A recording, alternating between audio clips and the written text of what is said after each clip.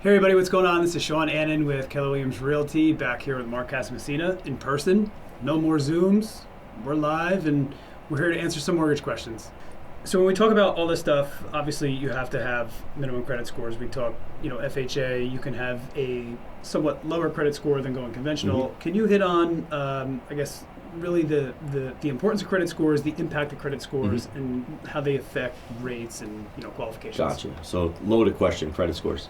So first, a lot of clients out there, they come to me and say, my credit score is 920. Okay. And I chuckle to myself because because the 850, right? Yeah, in the mortgage industry, the credit score goes to as high as 840, right? But what a lot of people don't realize is they use Credit Karma, which is a great service to monitor your credit and understand what your credit is. And track your credit to make sure nothing fraudulently showing up on there or something shows up on there that's not right, etc.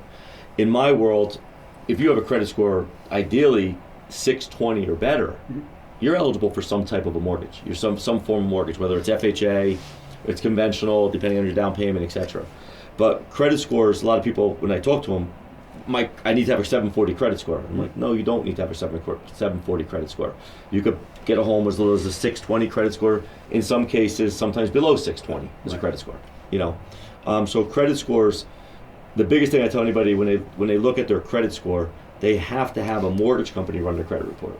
Right. Because Credit Karma is not the same service that the mortgage industry uses when qualifying somebody for a mortgage. So you use the merged credit report, We use a tri-merge credit report, Equifax, TransUnion, and Experian. So it takes the highest number off, the lowest number off, and your middle scores. We use the mid score, yes. Is that pretty general across the board? Pretty general. You can buy a home, believe it or not, with no credit scores as well. There are some options out there with no credit scores. There's compensating factors to that, but you can get a mortgage with no credit score.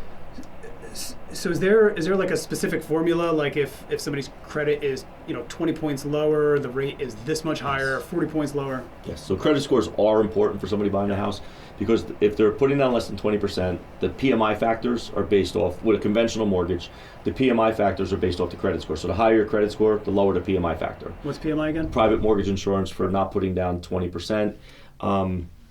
Now if you have a higher credit score, it benefits you in interest rate, and it benefits you in the monthly PMI, again, if you're putting down less than 20%. Got it. With a lower credit score, you're going to pay a higher interest rate.